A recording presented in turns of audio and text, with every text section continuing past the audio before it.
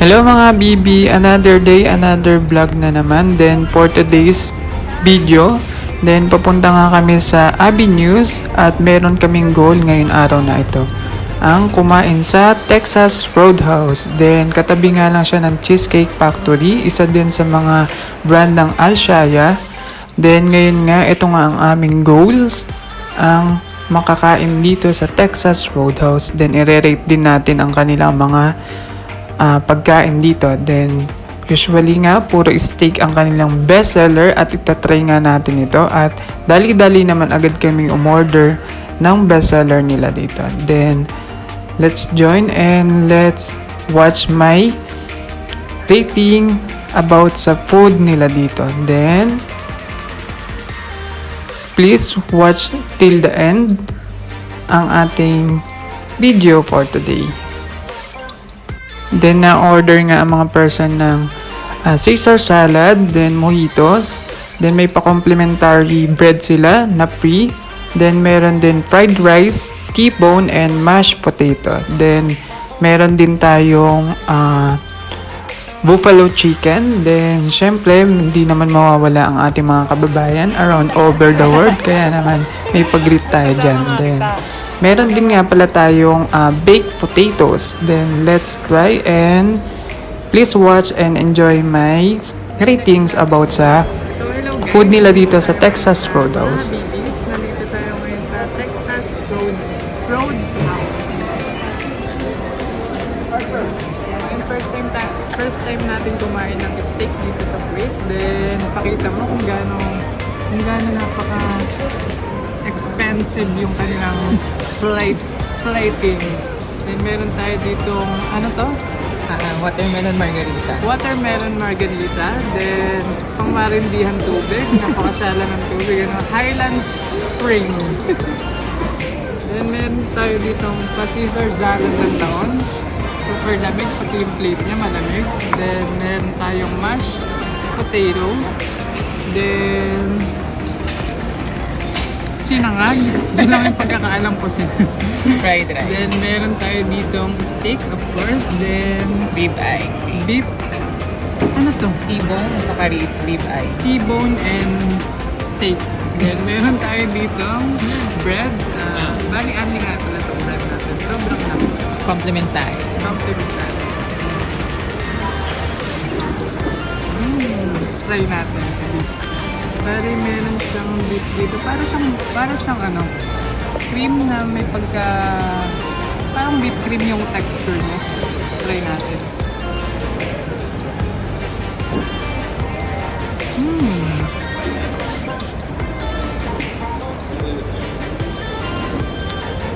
Sarap ng beef. Ano, medyo creamy siya yung biyak.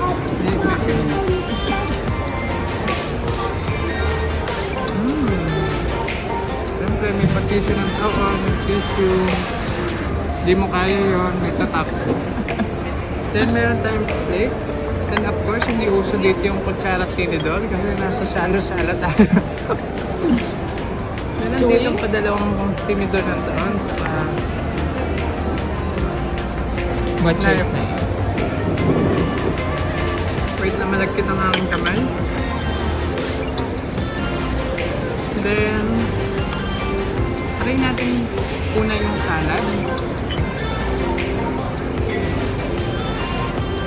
Meron pa siya sa loob. Try natin i-mix.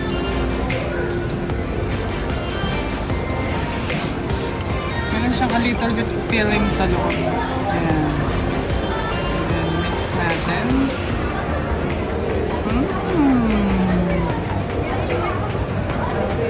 Konti lang kasi titikman ko lang muna.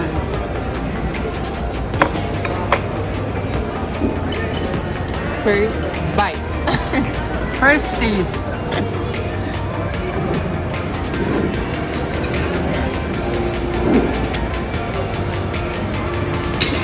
Sarap. Parang nakakalimutan ko isang buwan kong pagod, gano'n. Yung pagtitiis sa mga customer na kulitis, gano'n. Baka maiban na naman. Sarap na, very creamy. Tapos sinabayan pa ng parmesan cheese. Nagbabalance yung creamy niya.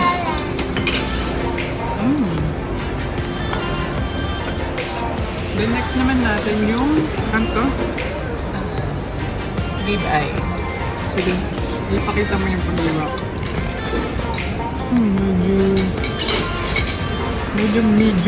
Medium rare ang luto sa kanya, guys.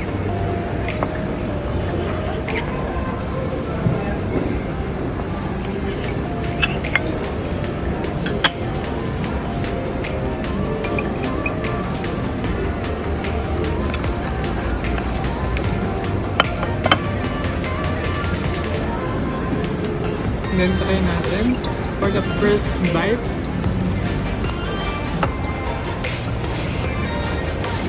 Okay. What can you call this? The sauce? What's the name? This one barbecue. Barbecue sauce. Yeah. Thank you so much, brother. And let's try.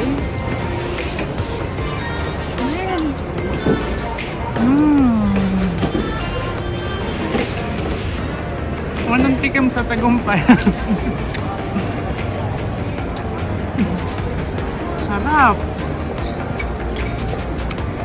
Alam mo yung lahat ng pagod mo, nag-ano na bumabalik, tapos yung ito na nagbubunga na lahat ng nagpagulan mo. Kasi, kumbaga paminsan-minsan, titipid mo yung sarili mo.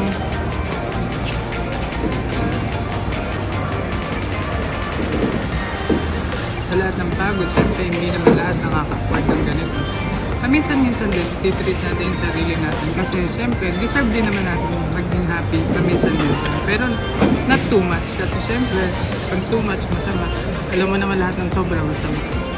Then, next natin kung later na yan, nasusuya ako pag sunod-sunod na. Okay. And mashed potato. Ano ba ito? Ginagano, sinusuklog na lang na gano'n. Try natin yung mashed potato. Dapat pala mayroon akong mic yan. Kasi baka hindi masyado mag-learn. Oo nga. Hindi ka ba nag-live pala? 1, 2, 3.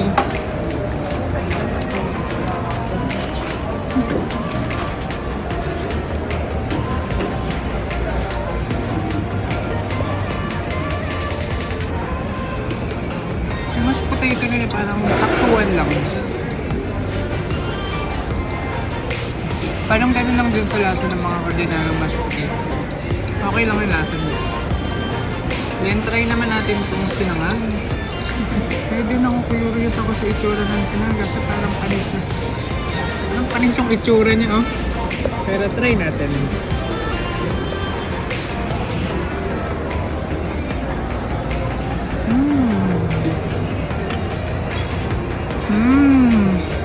Masarap.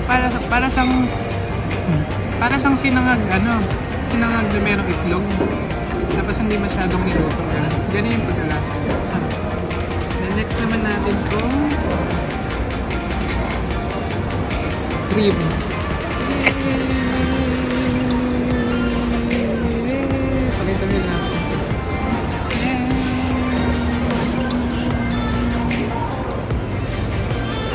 First bite. Para sa unang tagumpay.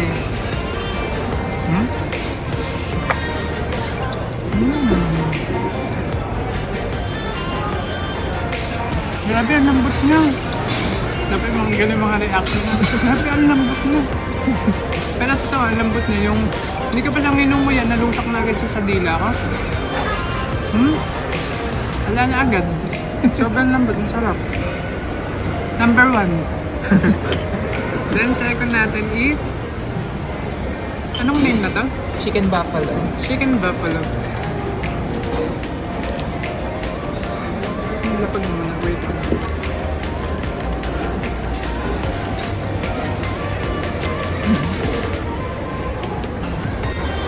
Isa pa. Ulit. Then for the next na natin ang chicken buffalo, ilabi muna natin ang mga beans.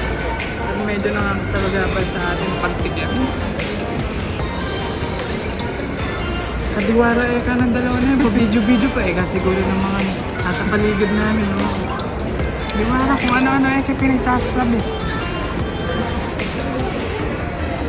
Yung itsura nyo guys. Tapos may pa-celery siya ng taon. Paano kayang kakainin yung isang buo na yan? Try mo.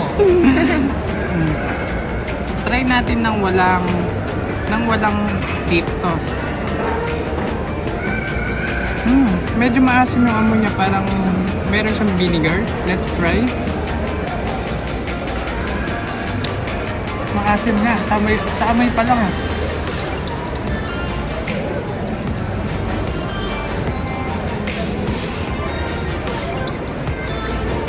Parang ano, parang last na nilagay dito yung vinegar, tapos hindi siya masyadong naluto. Maasim siya. Okay naman siya, pero hindi ko masyadong gusto. Para sa mga gusto ng ano, ng mga maasim ito, good for you. Pero try natin ng ano, na may dip, baka mabalance dun sa dip mo.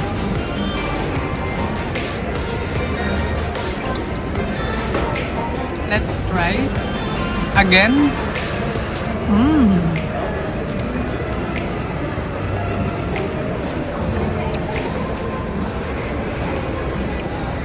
Maalat din, di ba? Maalat yung dip, hindi nagbalat.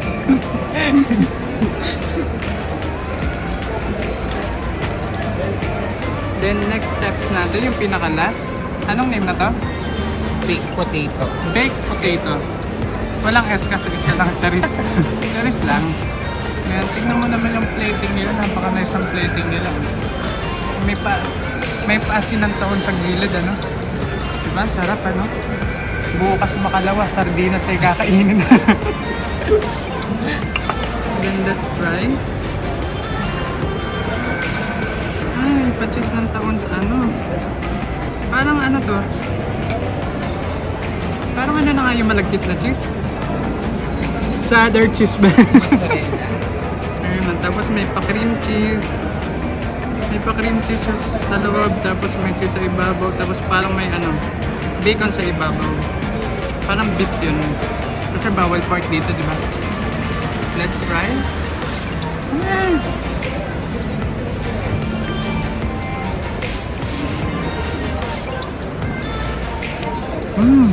Sarap to.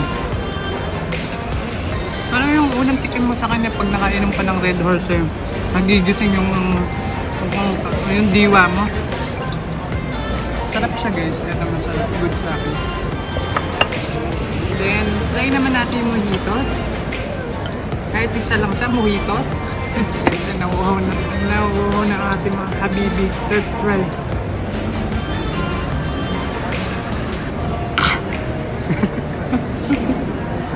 Sarap!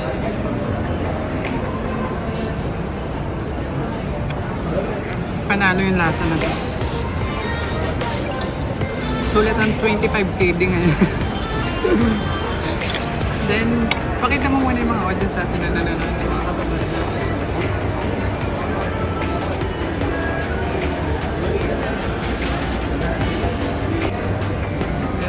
Thank you so much for watching, guys. Bye! Then once again, this is Murphy Vlog. Thank you for watching, guys. Bye.